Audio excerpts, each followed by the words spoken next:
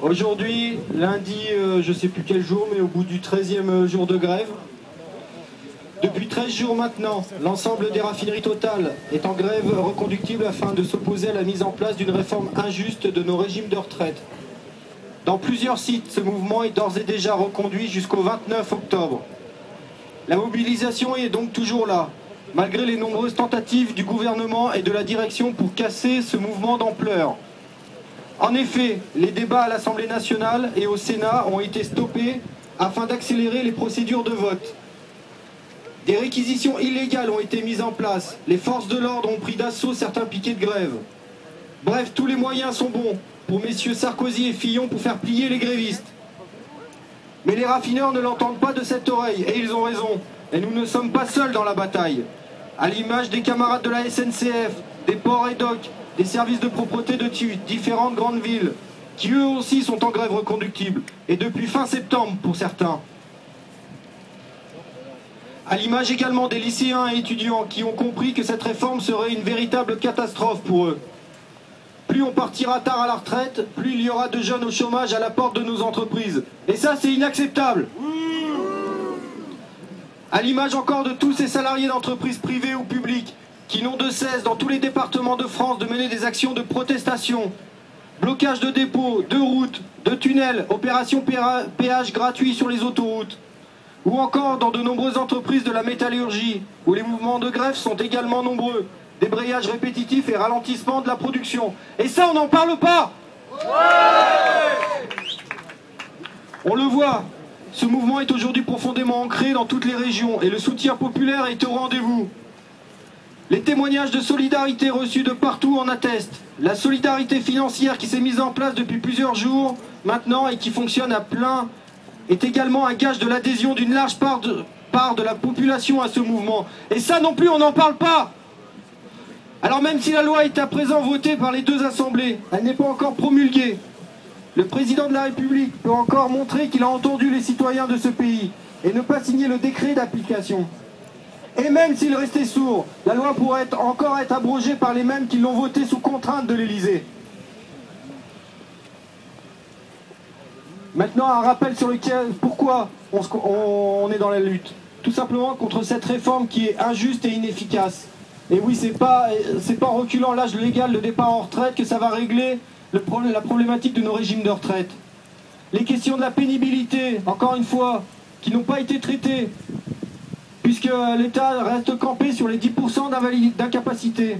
Le financement de cette protection sociale de nos régimes de retraite également n'a pas été évoqué. Et on n'évoque pas non plus les 30 milliards d'euros qui échappent aux cotisations sociales par la défiscalisation des charges patronales. Et donc à 85%, cette réforme est à 85% contribuée pour les salariés. C'est les salariés qui doivent financer à 85% cette réforme. Et ça, c'est inacceptable aussi. Comme je disais tout à l'heure, les effets de cette réforme, c'est 1 million d'emplois qui ne seront pas créés pour les jeunes. Maintenant, concernant l'atteinte au droit de grève, je vais vous en parler. Justement, c'est intéressant et revenir un peu sur l'historique.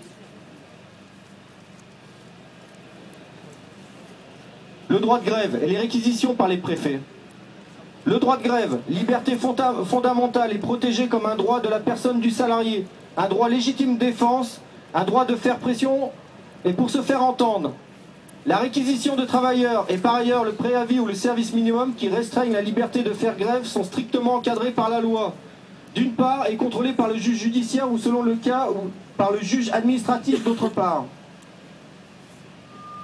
Les règles en matière de réquisition, en dehors de lois de police spéciales concernant la réquisition de logements ou la sécurité civile, rien ne permet au préfet d'intervenir par réquisition dans un conflit social. C'est par le détournement d'une modification du Code général des collectivités territoriales que le préfet tente de procéder à des réquisitions. L'article 3 de la loi du 18 mars 2003 de sécurité intérieure a complété l'article L 2215-1 en introduisant une possibilité pour le préfet en cas d'urgence et d'atteinte au bon ordre, à la salubrité, à la tranquillité, à la sécurité publique, de recourir à cette réquisition. Cette introduction a été faite par amendement gouvernemental et soutenue par le ministre de l'Intérieur de l'époque qui était un certain Nicolas Sarkozy. Il s'agissait, selon le ministre à l'époque, de faire face à des catastrophes naturelles, industrielles, à des risques sanitaires, à des urgences sociales, en faisant appel à des moyens matériels exceptionnels. À cette époque, il n'était pas question de donner des pouvoirs supplémentaires au préfet.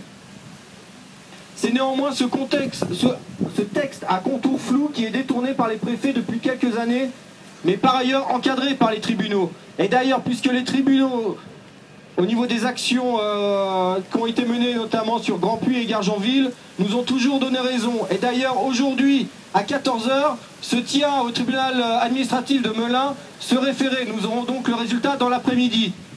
Et si, le cas échéant, le tribunal nous donnait pas raison, eh ben nous irons au Conseil d'État. Le dossier est déjà prêt.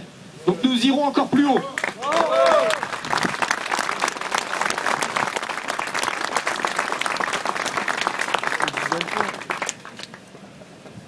Et d'ailleurs, pour information, c'est ce qui se passe à Gargenville. Le dossier est constitué pour aller au Conseil d'État. C'est en cours. Pour rappeler les événements, ce qu'il va y avoir cette semaine, il y a le vote solennel à l'Assemblée nationale, au Sénat, qui vont être mardi, mercredi, jeudi. Jeudi, la journée d'action interprofessionnelle. Et donc là encore, ça va nous permettre de jauger la motivation et la mobilisation qu'on ne doute pas de tous les Français qui veulent aller contre cette réforme. Et encore une fois, ce qu'ils veulent, et les organisations syndicales, c'est l'ouverture d'une véritable négociation au niveau national, chose qui n'a jamais été faite.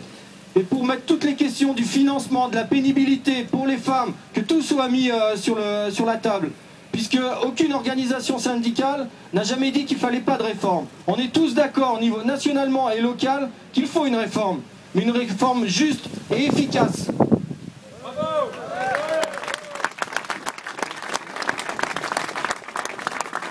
En parlant du gouvernement, il est très clair que d'ailleurs vous avez dû l'entendre ce week-end, il est aux abois, puisqu'il est sur la stratégie d'apporter des produits finis.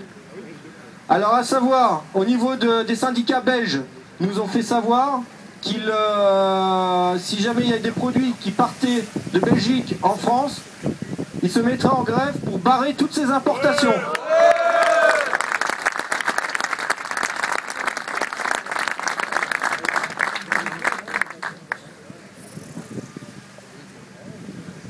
J'invite les camarades des médias à aller voir dans toute la France, médiatiser à fond toutes les luttes qui se passent en France. Il n'y a pas que Grand-Puy, toutes les usines, toutes les manifestations qui se passent en France. Il faut qu'on en parle.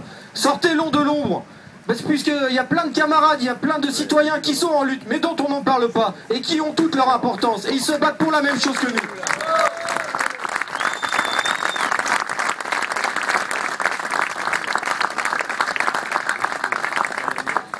Et encore une fois, pour terminer, je passe la parole aux copains. C'est tous ensemble qu'on y arrivera. C'est pas chacun dans notre coin. Et on fait ça, c'est tous ensemble et c'est pour tous les citoyens, tous les salariés. Comme cela vient de vous le dire, on va voir donc la commission mixte qui va se prononcer, 7 sénateurs, 7 députés. Bon, est-ce qu'on peut parier ou pas sur l'issue? Ça, je ne m'y engagerai pas, mais je ne m'y engage pas en tout cas. Toujours est-il que le 27, l'Assemblée nationale devra très officiellement se déterminer. Là, de toute façon, l'issue, elle est très claire. Le 28, effectivement, il y aura un mouvement social pour réappuyer à nouveau le mécontentement, en tout cas dans la rue.